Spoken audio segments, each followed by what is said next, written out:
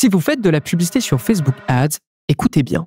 Dans cette vidéo, je continue de vous expliquer les 5 piliers majeurs d'une campagne Facebook. Que vous soyez un e-commerce, un lead gen, un infopreneur, un SaaS, peu importe, cet épisode est parfait pour vous pour lancer des campagnes Facebook Ads qui sont efficaces, mais surtout savoir comment les optimiser. Donc en bref, avoir de bons résultats à long terme. Dans le dernier épisode, on avait parlé du paramétrage et cette fois, on va descendre d'un étage. C'est parti. Bonjour à tous et bienvenue sur cette vidéo de No Pay, No Play. No Pay, No Play, c'est une chaîne qui parle de Facebook Ads et notamment de tout ce qu'il faut savoir lorsqu'on démarre dans ce domaine pour éviter toutes les erreurs et avoir, si possible, des résultats le plus rapidement possible. Dans cette série de vidéos, là, vous en êtes au chapitre 2, je vous parle justement des 5 piliers qui composent une campagne Facebook, une bonne campagne Facebook. Et ces 5 piliers se nomment le PACTO. Je vous l'affiche à l'écran. Le PACTO, c'est un acronyme pour dire paramétrage, audience, créatif, tunnel de vente et offre.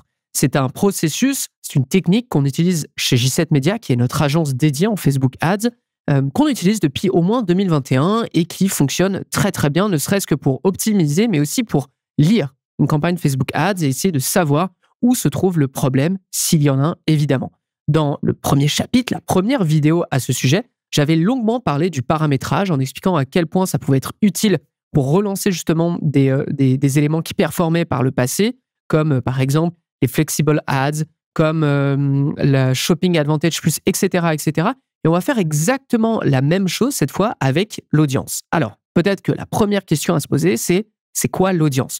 De quoi est-ce que je parle quand je mentionne audience par rapport au PACTO et par rapport à ce processus pour optimiser, analyser un compte? L'audience, globalement, sur votre campagne Facebook Ads, c'est tout ce qui va concerner les intérêts de ciblage, les exclusions d'audience, on va en reparler un petit peu plus tard de ça, la source de votre audience, le volume globalement autre que les emplacements de diffusion, où là, pour le coup, je le rapproche bien plus d'un paramétrage que d'une audience en tant que telle. Et pour terminer, tout ce qui concerne un peu la démographie. Vous voyez, l'âge, le pays, etc., etc. Ensuite, sur quoi l'audience a-t-elle un impact avec Facebook Ads? Alors, comme le paramétrage, l'audience va avoir, lorsque vous allez la modifier, lorsque vous allez la choisir, etc., va avoir un impact forcément sur certains métriques de votre campagne. J'ai en tête l'information de portée et de fréquence. Alors, la portée, pour ceux qui découvrent, ce sont toutes les personnes qu'on atteint avec notre campagne Facebook Ads, à l'inverse de l'impression. L'impression, c'est le nombre de fois, évidemment, ça en fait partie aussi des métriques importantes, mais l'impression, c'est le nombre de fois que notre publicité s'affiche. La portée, c'est le nombre de fois qu'une personne voit ou est touchée par notre publicité. Ensuite, il y aura la fréquence. Forcément, une toute petite audience, là, vous allez rapidement avoir une fréquence très élevée. La fréquence aussi, petite explication, c'est le nombre de fois sur un temps donné que votre audience voit en moyenne la publicité. Par exemple, sur 7 jours, si vous avez une fréquence de 2,14, ça veut dire que sur 7 jours, l'audience que vous ciblez ou les personnes qui voient vos publicités la voient en moyenne 2,14 fois. D'accord? Donc la fréquence, forcément, va être impactée en fonction du volume de votre audience. Plus votre audience est grande, eh bien, plus vous avez des chances d'avoir une fréquence minime. Bien sûr, si votre publicité, et ça c'est important de le comprendre aussi, si votre publicité n'est pas efficace malgré une audience très large, il se peut que votre fréquence aussi augmente. Et ça, on en reparlera justement dans le prochain épisode qui parlera de créatif. Ensuite, l'audience va avoir un impact sur, forcément, votre CPM, donc votre coût par 1000 impressions, et vos impressions, donc votre diffusion. Certaines audiences, et c'est logique parce qu'on l'a un petit peu expliqué dans les précédents No Pay, No Play, et je vous ferai, de toute façon, je vais vous faire un épisode complet sur le système d'enchères. Il faut comprendre que vous ciblez, selon les audiences que vous ciblez, il peut y avoir plus ou moins d'annonceurs, en fait, qui vont cibler la même audience. Je prends un exemple ultra concret que tout le monde a dû déjà tester lorsque vous démarrez sur Facebook Ads. Il existe un intérêt engaged shopper ou personnes qui achètent régulièrement. Alors, on pourrait penser justement que c'est une bonne audience, mais en même temps, si tout le monde pense ça, si tout le monde veut utiliser cette audience, eh bien, Meta, en fait, va se rendre compte que cet intérêt est très, très, très plébiscité par tous les annonceurs. Donc, il peut décider de faire augmenter votre CPM sur cette audience parce qu'il y a une grosse demande. Donc, qui veut payer le plus cher va obtenir l'impression. Vous voyez un peu l'idée. Donc, forcément, l'audience en termes de qualité, en termes de choix par rapport à tous les annonceurs, ça peut avoir un impact aussi sur votre coût par impression. Ensuite, il y aura forcément un impact aussi sur votre taux de clic sur lien. C'est évidemment pas le seul élément qui peut régir votre taux de clic sur lien, mais on va le voir, la qualité de certaines audiences peut influencer sur comment les gens vont réagir avec votre publicité. Et pour terminer, forcément, votre coût par résultat. Certaines audiences vont vous permettre d'avoir des coûts par résultat très très bas, alors que d'autres, pas du tout. Et là, je peux parler de retargeting comme d'acquisition, comme aussi d'acquisition tout court avec un critère d'intérêt contre un autre. D'accord? Avec cet ensemble de métriques, on a pu voir que l'audience avait un poids énorme quand même sur comment votre publicité était perçue sur Facebook Ads, mais surtout quels étaient justement les résultats que vous pouviez en attendre. Qu'est-ce qui existe comme audience à ce jour sur Facebook Ads? Parce que là, je vous ai dit l'audience par rapport au Pacto, mais qu'est-ce que vous pouvez faire en termes d'audience sur Facebook Ads? Eh bien, il s'agit ou plutôt il y a environ 3 gros types d'audience, 3 grandes familles d'audience que je vais vous expliquer immédiatement. On a ce qu'on appelle les audiences personnalisées, ou comme on aime les appeler, parce que notre Ads Manager est toujours en anglais, les Custom Audience. Les Custom Audience, ce sont toutes les audiences qui ont un rapport avec l'interaction qui est faite entre un utilisateur Facebook, utilisateur Instagram, etc.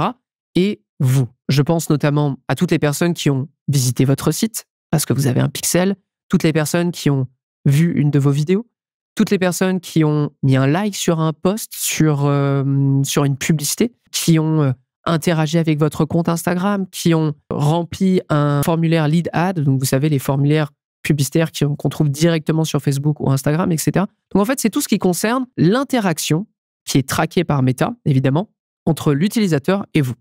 Et ça, forcément, si vous suivez un peu cette logique, ce sont le genre d'audience qu'on va utiliser. D'ailleurs, ce sera un peu les seules audiences que vous allez pouvoir utiliser pour faire du retargeting. Quand je parle de retargeting, c'est simplement vous adresser à des gens qui ont déjà consommé un contenu de votre part, qui sont déjà allés sur votre site, etc., etc. Donc ça, c'est la première famille d'audience, custom audience. Ensuite, on aura ce qu'on appelle tout ce qui est des audiences d'intérêt ou démographique. Je vous l'explique aussi, sur Facebook Ads, vous pouvez décider d'aller chercher des gens qui ont entre 25 et 35 ans, habitent telle ville, habitent tel pays, habitent telle région, n'habitent pas telle région, n'habitent pas tel pays, sont de genre féminin, masculin, etc. Je pense qu'on a un peu fait le tour sur tout ce qui est démographique. Ensuite, ça va être donc de l'intérêt. Est-ce qu'ils ont un intérêt pour le football, pour la photographie? Est-ce qu'ils ont un intérêt pour la mode? Est-ce qu'ils sont dans tel domaine d'activité? Est-ce qu'ils ont... alors là, pour le coup, ce sont plus des intérêts qu'on retrouvera sur le marché américain, mais est-ce qu'ils font partie des foyers qui ont un niveau de vie plutôt aisé ou pas? D'accord? Donc ça, c'est tout ce qui concerne des audiences d'intérêt, soit intérêt purement intérêt, soit de la démographie. Donc là, c'est le deuxième. Pour le coup, on va plutôt utiliser ce genre d'audience pour de l'acquisition, pour aller chercher de nouvelles personnes. Et pour terminer, on a ce qu'on appelle les audiences similaires ou lookalike, encore une fois, si vous utilisez Facebook Ads en anglais. Là, l'idée est la suivante. Vous avez plutôt une base qui va être, imaginons, les visiteurs de votre site dans les 180 derniers jours, et vous allez demander à Meta, est-ce que tu peux me trouver des gens qui sont similaires à un certain point, à un certain degré, en fait, un certain même pourcentage, pour être encore plus précis. Est-ce que tu peux me trouver des gens qui sont similaires à mes visiteurs dans les 180 derniers jours? Et je veux que tu me les trouves au Canada, et je veux qu'on ait une précision d'environ 1%. D'accord? Et plus vous allez augmenter ce pourcentage, plus Meta va vous donner en fait du volume final sur votre audience. Par contre, plus la qualité, en théorie, va être diluée. On va parler des lookalikes parmi les optimisations, mais comme ça, vous avez un peu compris tout ce que vous pouvez faire sur Facebook Ads en termes d'audience pure. Donc maintenant qu'on a vu les 3 familles d'audience, je vais pouvoir répondre à la question qui est posée. Quelles sont les optimisations qui existent lorsque vous faites de la publicité sur Facebook ou Instagram? Quelles sont les optimisations qui existent et qui pourraient vous permettre d'améliorer des campagnes, qui pourraient vous permettre d'améliorer votre stratégie sur Facebook Ads, et à quel moment on peut les utiliser? La première optimisation qu'on peut faire, c'est justement élargir l'audience ou en réduire la taille. Bref, jouer avec la taille. Mais globalement, je préfère quand même vous prévenir, et c'est là que un bon développement d'entreprise, un bon développement de compte sur Facebook Ads peut avoir lieu, élargir l'audience. Alors ça peut être de plein de manières différentes, c'est-à-dire avoir des intérêts qui sont beaucoup plus larges par rapport à des petits intérêts nichés. Ça peut être aussi en termes de résultats, comment vous pouvez le voir lorsque vous êtes sur Facebook Ads et que vous choisissez votre audience, vous avez un petit encart juste à droite, à cet endroit précis, qui vous dit, là, vous allez potentiellement toucher entre 100 000 et 500 000 personnes, entre 200 000 et 600 000, entre 1,5 million et 2,2 millions. Vous voyez un peu cette idée. Donc en fait, c'est de jouer un peu avec ça pour augmenter votre taille. Pourquoi? Parce que, on va se le dire, Meta excelle lorsqu'il a du volume. Meta excelle de plus en plus lorsque il a de la marge de manœuvre. Parce que c'est bien à un certain point de réduire la taille d'une audience. Ça vous permet peut-être d'être un petit peu plus précis, d'imposer à Meta aussi une certaine population. Par contre, en termes de scaling, donc d'augmenter votre budget sur Facebook Ads tout en gardant les mêmes résultats, tout en gardant la même profitabilité, c'est certain que des petites audiences, il y a un moment, vous allez atteindre le plafond et vous ne pourrez pas faire grand-chose avec. Donc, c'est pour cette raison que je vous recommande quand même de plutôt partir sur des audiences de plus en plus grandes, de plus en plus vastes, parce que tous nos comptes qui dépensent beaucoup, beaucoup, beaucoup et qui ont démarré avec des petites audiences finissent toujours par avoir des audiences de plusieurs millions de personnes. Ok? Donc, augmenter la taille. Les petites audiences, ça peut être aussi quelque chose à tester lorsque vous avez une bonne base. Un point aussi qui est intéressant, parce que je le vois très souvent sur des comptes très jeunes, c'est le fait d'utiliser des intérêts en stack. Quand je parle de stack, c'est juste de mettre un intérêt, plus un intérêt, plus un intérêt, plus un intérêt ensemble. Ça vous fait une très, très grosse audience. Le point est le suivant. Vous n'êtes pas toujours certain de la qualité individuelle de chacun de ces intérêts. Parce que généralement, les gens qui testent ça sont au départ, ils veulent tout mettre d'un coup et ils se disent, bon, on verra bien, je pense que ça a l'air de... je pense que ça a un rapport avec mon domaine, donc je vais tous les rassembler, on va voir. Potentiellement, ça peut marcher comme ça peut ne pas fonctionner. Moi, ce que je vous recommande à un certain point, si vous avez le budget nécessaire, c'est de les tester individuellement, de valider le fait que ces audiences fonctionnent à l'échelle individuelle. Et si c'est le cas, dans ce cas, vous pouvez les rassembler. Ce qui vous permet d'avoir une audience beaucoup plus volumineuse et d'être certain de la qualité individuelle de chacun de ces éléments. À vous de tester dans tous les cas. Je ne peux pas vous prédire des bons résultats ou pas. Mais en tout cas, c'est d'aller chercher des audiences qui sont un peu plus larges, de tester justement des intérêts que vous n'auriez jamais testés, parce que le test d'audience, c'est quelque chose qu'on vous recommande chaudement lorsque vous avez une bonne base, d'accord? Mais en tout cas, d'éviter de jouer uniquement sur de toutes petites audiences, parce que vous êtes aussi un peu à la merci, je dirais, de Meta. Et là, pour le coup, je vais vous parler un peu plus de l'approche qu'a Meta, la vision qu'a Meta vis-à-vis des audiences, et puis vis-à-vis de ce qui se passe aussi sur Facebook Ads notamment. Le point est que Meta, de plus en plus, essaye de vous proposer une version ultra simplifiée en enlevant justement plein de critères d'intérêt, en enlevant plein de méthodes de ciblage pour que vous passiez sur une méthode de ciblage où vous laissez Meta faire, ce qui est très bien, ce qui est notamment ce qu'on propose avec la Shopping Advantage Plus ou l'Advantage Plus de manière générale, une audience ultra large. Vous avez finalement pas trop votre mot à dire, mais de toute façon, Meta fonctionne. Aussi, pourquoi? Parce que en 2025, là pour l'instant, ça a été annoncé, ça n'a pas encore été appliqué par l'État européen, mais on a le Less Personalized Ads, qui fait que Meta pourra vous donner encore moins d'informations vis-à-vis de l'audience que vous pouvez cibler pour des questions de RGPD, pour des questions de vie privée, etc. Donc, c'est certain que de toute façon, vous devez être poussé à avoir des audiences qui sont larges et réussir sur ce type d'audience, parce que c'est probablement la direction vers laquelle on va, en tout cas, en Facebook Ads. Pourquoi tester ce genre d'optimisation? Tout d'abord, pour une phase de développement, ça c'est certain, pour une phase de développement, et ensuite pour une phase de scaling. Plus vous avez des grosses audiences, plus Meta peut gérer des gros budgets aussi. Ça, c'est littéralement ce qu'on observe avec nos propres comptes. Optimisation suivante, améliorer la qualité de vos audiences lookalike. Alors, je vous ai expliqué, les audiences lookalike, ce sont des audiences qui sont basées sur un comportement. On a par exemple les visiteurs, les ajouts au panier, les personnes qui ont généré un achat, etc. Ce sont des audiences, des bases d'audience, des sources d'audience lookalike qu'on retrouve le plus souvent. Lorsque je vais sur un nouveau compte, quelqu'un qui ne travaille pas encore avec J7 Media, lorsque j'observe une lookalike, généralement, j'observe ça. Pour des lead gen, ça sera très simple, ce sont toutes les personnes qui ont rempli un formulaire dans les 180 derniers jours. D'accord? Il faut savoir que vous pouvez très bien segmenter ça, que vous pouvez très bien aller chercher une base qui est encore plus qualitative. Je prends par exemple, lorsque vous faites une lookalike sur des gens qui ont acheté dans les 180 derniers jours, en vous basant sur le pixel de Facebook, vous pouvez ajuster cette option. Vous pouvez demander par exemple à Meta, non pas un achat, mais vous pouvez lui dire toutes les personnes qui dans les 180 derniers jours ont généré 2 achats, ou du moins ont activer à 2 reprises la conversion achat sur votre site internet. Ensuite, vous pouvez très bien sur votre base, imaginons Shopify ou Klaviyo, peu importe, etc. Vous pouvez très bien créer un segment pour aller chercher toutes les personnes qui ont acheté pour la toute première fois ces 180 derniers jours ou depuis l'existence de votre e-shop. Ensuite, vous pouvez aller chercher toutes les personnes qui ressemblent à des gens qui ont fait des achats récurrents.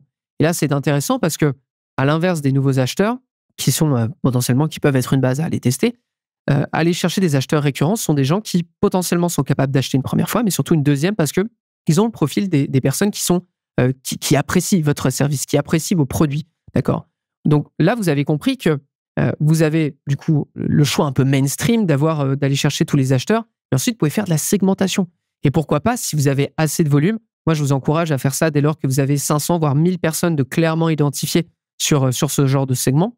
Parce que si vous ne donnez que 100 personnes, 10 personnes, 50 personnes à Meta, dites-vous bien que Meta en trouvera beaucoup moins et partira sur une base qui est vraiment, vraiment très, très faible. Donc, il vaut mieux avoir 500, voire 1000 personnes. C'est ce que je vous recommande, ce qu'on recommande en interne chez J7.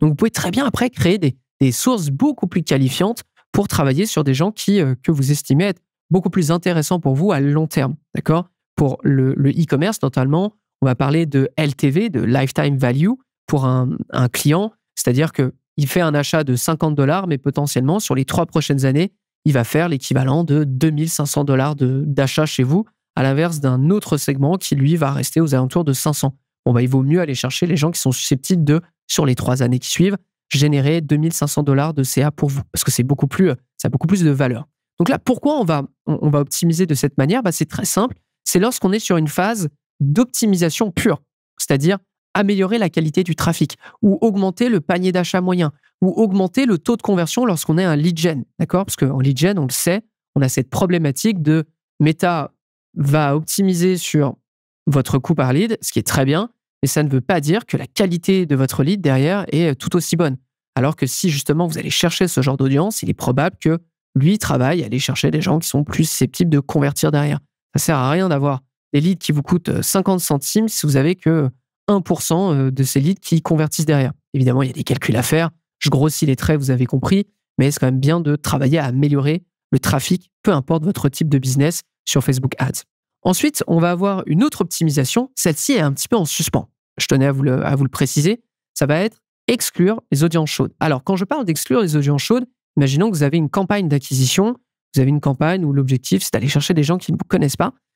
Nous, ce qu'on aime faire chez J7 Media, c'est exclure, par exemple, toutes les personnes qui ont déjà visité le site dans les 180 derniers jours ou qui ont déjà engagé avec votre contenu sur Facebook ou Instagram dans les 180 ou 300 X jours, peu importe, ce que vous propose Meta ou Facebook Ads. Pourquoi on fait ça? Parce qu'on veut être certain que nos publicités s'accordent à aller chercher des gens qui ne nous connaissent absolument pas. Et par ce biais-là, qu'elles travaillent des gens qui ne nous connaissent pas et donc qu'elles les fassent convertir directement pour qu'on ait une bonne idée de la performance réelle de nos publicités. Pourquoi? Parce que si jamais on laisse la porte ouverte à n'importe quoi en ne mettant pas d'exclusion, eh bien, Meta peut nous dire « Ah oui, sur votre campagne d'acquisition, vous avez généré des coûts d'achat de $20. » Alors que si on avait mis des exclusions, il nous afficherait « Oui, votre publicité affiche des coûts d'achat de $50. » Ce qui n'est pas du tout la même chose. Nous, on pense, sans faire d'exclusion, que notre campagne d'acquisition, elle nous permet de convertir des gens pour $20, ce qui n'est pas le cas en réalité, parce que lorsqu'on met des exclusions, on voit 50. Donc nous, on prend des mauvaises décisions parce qu'on se dit « Ah, très bien, en acquisition, on est super fort. OK. » Non, en fait, c'est juste que notre acquisition, vu qu'il n'y a pas d'exclusion, eh bien, notre acquisition fait aussi du retargeting à la fois. C'est pas mauvais, mais pour nous, ça fausse le jugement. Pourquoi je vous dis que c'est un peu en suspens? Parce qu'en juillet 2024, Meta a annoncé qu'il retirait peu à peu cette option. Moi, je vous recommande quand même de continuer à l'utiliser tant qu'on le peut. À l'heure actuelle, au moment où j'enregistre cette vidéo, c'est encore le cas. Bien sûr, potentiellement, au moment où cette vidéo sera libérée ou publiée plutôt, potentiellement, certains comptes ne pourront plus le faire. En tout cas, si vous avez encore la capacité de le faire, faites-le. Surtout sur des gros comptes. Sur des plus petits comptes, c'est-à-dire des comptes qui dépensent, je dirais, aux alentours de 100 ou moins de 100 euros, moins de $100 par jour. À la limite, je vous déconseille de l'utiliser parce que sinon, ça va être une problématique qu'on va retrouver juste après. Ce sera la prochaine optimisation. Ça peut être une erreur, c'est justement de trop segmenter. Et l'idée, surtout quand on a un petit compte, c'est d'avoir un volume récurrent de conversion. Et si jamais vous faites trop d'exclusion, trop de segmentation, etc., ça ne sera pas le cas et vous allez vraiment ramer. Donc, c'est plus quelque chose, les exclusions, que je vous encourage à utiliser lorsque vous avez une base déjà récurrente, que vous commencez à mettre un petit peu plus de budget. Donc, on est un peu sur une phase de développement, voire même de scaling. On passe à la dernière optimisation que je peux vous proposer, justement, c'est la segmentation. Alors, encore une fois, la segmentation, soit on l'utilise, comme je vous ai dit, avec les exclusions, des exclusions parfois drastiques, mais qui vont concerner surtout des gros comptes, soit en retargeting. Alors, encore une fois, en retargeting, puisque je vous ai expliqué qu'on pouvait faire, par exemple, vous pouvez aller chercher toutes les personnes qui avaient vu certaines de vos vidéos, des personnes qui sont allées sur votre site internet, des personnes qui ont ajouté au panier, des personnes qui ont déjà acheté votre produit. Donc, vous voyez qu'il y a plein de petits segments qui existent. En termes de retargeting, je vous déconseille de trop segmenter, parce que c'est aussi une erreur que j'observe, tant que vous n'avez pas beaucoup de volume. Comment vous le savez? Si vous n'avez pas assez de volume, c'est très simple. Vous mettez votre audience de retargeting, imaginons les visiteurs 180 jours en termes de ciblage, et vous voyez, est-ce que Meta vous donne un volume? Si Meta vous dit c'est en dessous de 1000, potentiellement ça peut être au-dessus, mais pas assez pour que Meta vous donne un vrai volume. Si c'est en dessous de 1000, laissez tomber, vous commencez pas à faire des segmentations là-dessus. Si par contre vous voyez des 10 000, 50 000, et c'est pour ça que c'est plutôt quelque chose qu'on va retrouver sur de très très gros comptes, là ça peut être intéressant de commencer à faire de la segmentation et des scénarios aussi de retargeting. C'est-à-dire montrer un certain contenu à un certain type de personnes par rapport à leur cycle d'achat. Je pense aussi à tous les annonceurs qui savent pertinemment que leurs clients ont un parcours d'achat long et que ça peut être intéressant justement pour certains annonceurs de montrer à, imaginons toutes les personnes qui ont visité le site mais qui n'ont pas fait d'achat ou qui n'ont pas rempli un formulaire, de voir un maximum de contenu dans un certain délai pour qu'une autre campagne de retargeting, une campagne en achat ou une campagne en lead, vienne définitivement racler, entre guillemets, toute cette audience qui n'était pas prête dans un premier temps, dans une campagne d'acquisition, à convertir. Il y a une autre audience, pour le coup, que je vous encourage à utiliser, que vous soyez... Alors, bon, c'est certain que si, encore une fois, vous démarrez totalement, ça fait du sens de ne pas l'utiliser dans l'immédiat, mais si vous êtes un annonceur qui vend du consommable, quand je dis consommable, c'est par exemple du café, des crèmes, etc., des produits qui ont une utilisation qui se termine, d'accord? Contrairement genre à une pelle, bon, à moins qu'elle casse dans les 2 prochains mois ou dans les 10 prochaines années, une pelle, vous pouvez la réutiliser à volonté. Un paquet de café, un paquet de dentifrice, n'importe quoi, ça a une date de fin et ça a une quantité terminée. Eh bien, si vous avez assez de volume, ça peut être très intéressant et surtout un historique assez long, c'est-à-dire au bout de 2 mois, ça sera peut-être pas propice de le lancer tout de suite, mais d'avoir une campagne qui va chercher justement tous les clients existants pour les faire réacheter. Ça, littéralement, pour des annonceurs qui font ça, c'est un bon moyen de se rapprocher de ce qu'on appelle chez J7 Media le Profit X. Le Profit X, c'est un terme qu'on utilise en interne pour désigner le moment où une entreprise quelconque génère le plus de profit par rapport à l'entièreté de son activité. Une entreprise de consommables qui génère le plus de profit, c'est le moment où elle revend à des clients qui existent déjà. Pourquoi? Parce qu'elle a très peu d'efforts à faire pour les réactiver, que ce soit un email ou que ce soit une petite campagne de réactivation sur Facebook Ads, et ça vous permet de générer pas mal d'argent, d'accord?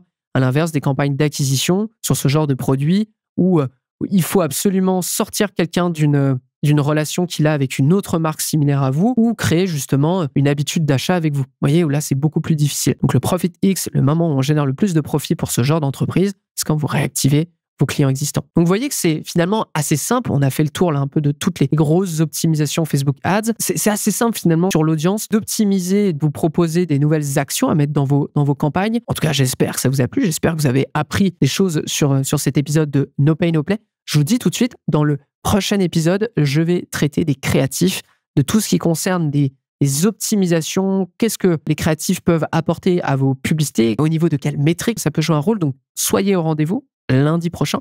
Et pour toutes les personnes qui ont envie de devenir meilleures sur Facebook Ads, toutes les personnes qui ont envie de le rester, surtout toutes les personnes qui ont pour objectif de monter leur agence, de gérer des clients ou même d'être embauchés en tant que média buyer dans une agence ou chez un annonceur direct, je vous recommande d'aller sur les notes de l'émission ou de taper sur la barre de recherche j7academy.com parce que c'est un endroit qui, à mon avis, va beaucoup vous plaire. c'est notre écosystème pour former n'importe quel média buyer, qui soit totalement débutant ou qui soit justement très avancé, parce qu'on a des cours pour absolument tout type de média buyer et tout type aussi de spécialité, à savoir e-commerce, lead gen, infopreneur SaaS, etc. C'est notre écosystème qui vous permettra donc de devenir meilleur par des workshops, par un espace Slack, par une centaine de cours quasiment sur Facebook Ads et aussi en emailing d'ailleurs. Donc si ça vous intéresse, tapez j7academy.com ou dans les notes de l'émission et allez vous renseigner un petit peu sur notre écosystème, parce qu'à mon avis, ça va vous intéresser, surtout si vous avez envie de progresser vite et à long terme aussi